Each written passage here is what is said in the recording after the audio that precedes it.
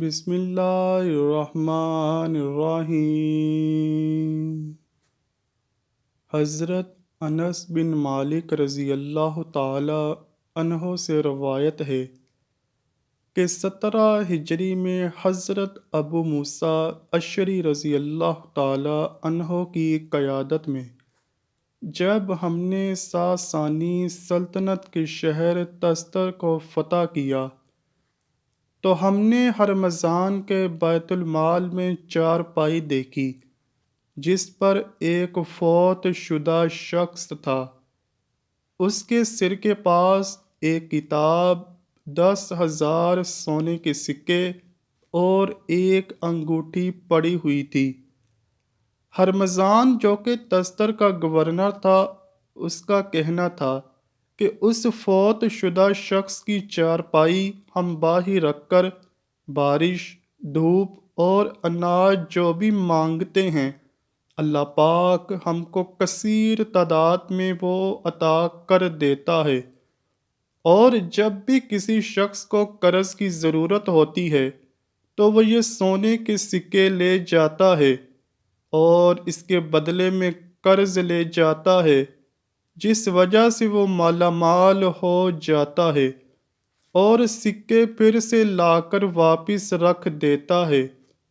حضرت انس رضی اللہ تعالیٰ عنہ فرماتے ہیں کہ ہم نے اس چارپائی پر پڑے فوت شدہ شخص کے سرہانے رکھی کتاب خلیفہ حضرت عمر فاروق رضی اللہ تعالیٰ عنہ کے پاس بھیجی۔ خلیفہ نے اس کتاب کا عربی میں ترجمہ حضرت کعب بن احبار رضی اللہ تعالیٰ عنہ سے کروایا اور ابو العالیہ سے اس کتاب کو پڑھا۔ حضرت انس رضی اللہ تعالیٰ عنہ نے فرمایا کہ میں نے ابو العالیہ سے پوچھا کہ اس کتاب میں کیا لکھا تھا، تو وہ فرمانے لگے، امت محمدیہ کی سیرت، معاملات دین، تمہارے لہجے اور بعد والے حالات۔ فرماتے ہیں کہ وہ فوت شدہ شخص اللہ کے برگزیدہ پیغمبر حضرت دانیال علیہ السلام تھے، اور تقریباً 300 سال سے یہ چارپائی تستر والوں کے پاس تھی، اور یہ معلوم نہیں کہ انہوں نے حضرت دانیال علیہ السلام کو کس مقام سے قبر کھود کر نکالا تھا۔ پھر حضرت موسیٰ اشعری رضی اللہ تعالیٰ عنہ نے خط حضرت عمر فاروق کو دیا کہ حضرت دانیال علیہ السلام کی میت کا کیا کرنا ہے، تو حضرت عمر فاروق رضی اللہ تعالیٰ عنہ نے فرمایا کہ مختلف مقامات پر رات کے اندھیرے میں 13 قبریں کھودو اور پھر ان میں سے کسی ایک میں ان کو بڑی ہی رازداری سے دفنا دو، تاکہ تستر کے لوگ دوبارہ ان کی قبر کو کھود کر جسد مبارک نہ نکالیں، اور ہر کوس کو خوشخبری یہ دے دو کہ رسول اکرم صلی اللہ علیہ وآلہ وسلم نے اس کے لیے جنت کی بشارت دی تھی۔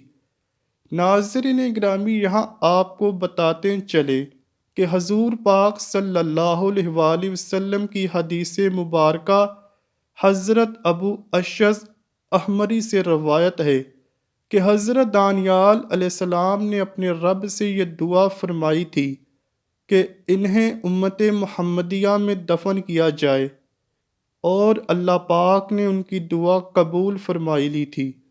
جو حضرت دانیال علیہ السلام کی سب سے پہلے خبر دے گا اس کو جنت کی خوشخبری دے دو۔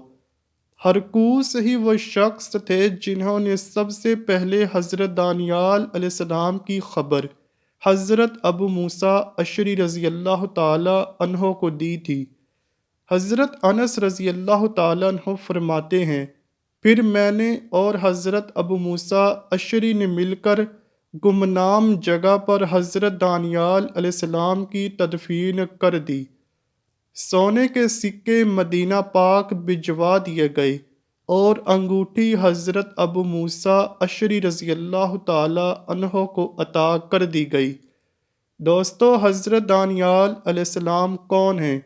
آئیے اس بات کو جاننے کے لیے ہم 2500 سال پیچھے چلتے ہیں کہ جب سلقیہ نامی مغرور شخص بنی اسرائیل پر یروشلم میں حکمران تھا، انتہا کا عیاش اور نااہل شخص تھا، مصر کے فرعون نے ایک نہایت خوبصورت کنیز سلقیہ بادشاہ سے اتحاد کرنے کے لیے بھیجی۔ اریاں لباس میں ملبوس خوبصورت اور حسین ڈیانا پر بادشاہ سلقیہ دل ہار بیٹھا۔ ڈیانا نے بادشاہ سلقیہ سے کہا کہ ہم بستری صرف اسی صورت میں کروں گی کہ پہلے میرے خدا فرعون کو اپنا خدا مان لو اور اسی کی عبادت اور ترانے پڑھا کرو۔ چنانچہ ایسا ہی ہوا۔ شہوت کے ہاتھوں مجبور بادشاہ مان گیا اور دن رات اب وہ عیش و عشرت میں پڑتا رہا۔ انہی دنوں قوم عمالقہ کے بادشاہ بخت نصر نے فلسطین پر حملہ کر دیا تو پورے یروشلم کو تہس نہس کر دیا۔ اس نے بہت سے بنی اسرائیلیوں کو قتل کیا اور لاکھوں کی تعداد میں ان کو اپنا غلام بنا کر بابل لے گیا۔ انہی قیدیوں میں اللہ کے پیغمبر حضرت دانیال علیہ السلام بھی تھے۔ وہ تب نوجوان اور بے حد ذہین تھے۔ آپ خواب کی تعبیر بتانے کے بارے میں مشہور تھے۔ بادشاہ بخت نصر نے 3 رات مسلسل ایک ہی خواب دیکھا تو اس نے اپنے نجومیوں کو بلا کر کہا کہ پہلے آپ لوگ میرا خواب بتاؤ کہ میں نے کیا دیکھا ہے اور پھر اس کی تعبیر۔ سارے نجومی پریشان ہو گئے کہ خواب کی تعبیر تو ہم بتا دیتے، لیکن بادشاہ کی اس شرط کو کیسے پورا کریں کہ خواب بھی ہم خود ہی بتائیں گے؟ بادشاہ نے حکم دیا کہ اگر میرا خواب اور تعبیر نہ بتائی گئی تو میرے بابل کے سارے نجومیوں کو قتل کر دوں گا۔ بادشاہ نے ایک دن بھی مقرر کر دیا کہ اگر اس وقت تک میرے حکم پر عمل درآمد نہ ہوا تو سب نجومیوں کو لٹکا دیا جائے گا۔ بس پھر سب نجومی دن رات سر پکڑ کر بیٹھے رہے۔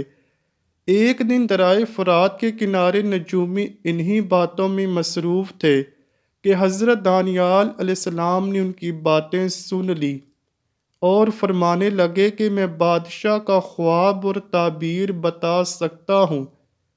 چنانچہ نجومیوں نے حضرت دانیال علیہ السلام کو پکڑا اور بادشاہ کے دربار میں لے گئے۔ بخت نصر نے آپ علیہ السلام کو مخاطب کر کے کہا، اپنا خواب اور اس کی تعبیر سنانے کا حکم دیا۔ حضرت دانیال علیہ السلام نے کہنا شروع کیا کہ اے بادشاہ، آپ نے دیکھا ہے کہ زمین کے وسط میں بہت اونچا درخت ہے۔ آپ ابھی اسے دیکھ ہی رہے تھے کہ فرشتہ آسمان سے اترا۔ اس نے کہا کہ اس درخت کو کاٹو، اس کی شاخیں تراش دو، اس کے پتے جھاڑ دو، اس کے پھل بکھیر دو، تاکہ سب جان لیں کہ حق تعالیٰ ہی تمام عالمین پر حکمرانی کرتا ہے۔ جیسے جیسے حضرت دانیال علیہ السلام یہ الفاظ ادا کر رہے تھے، بخت نصر کے چہرے کا رنگ فاق ہوتا جا رہا تھا۔ وہ ایک جھٹکے سے اپنے تخت سے کھڑا ہو گیا اور اس کے ساتھ ہی تمام وزراء اور اشرافیہ بھی کھڑے ہو گئے۔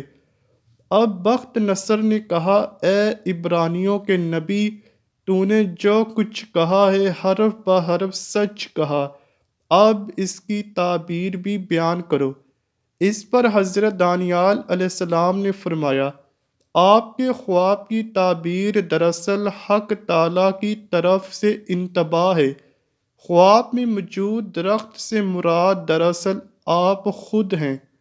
جس طرح دنیا کی پچھلی تمام سلطنتیں تباہ و برباد ہوئیں، اسی طرح آپ کی سلطنت بھی مٹ جائے گی۔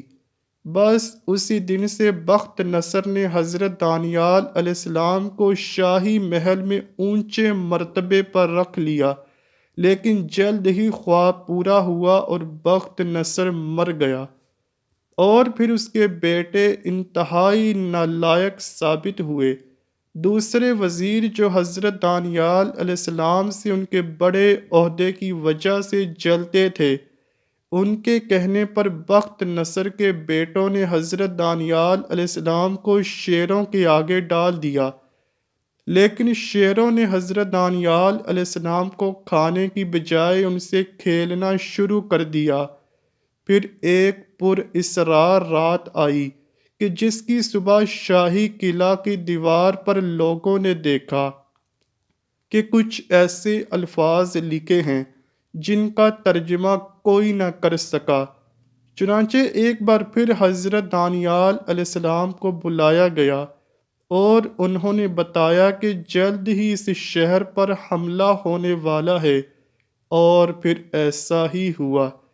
ایرانی بادشاہ سائرس نے بابل پر حملہ کیا اور اس کی اینٹ سے اینٹ بجا ڈالی اور تمام بنی اسرائیلیوں کو بابل کی غلامی سے آزاد کر دیا۔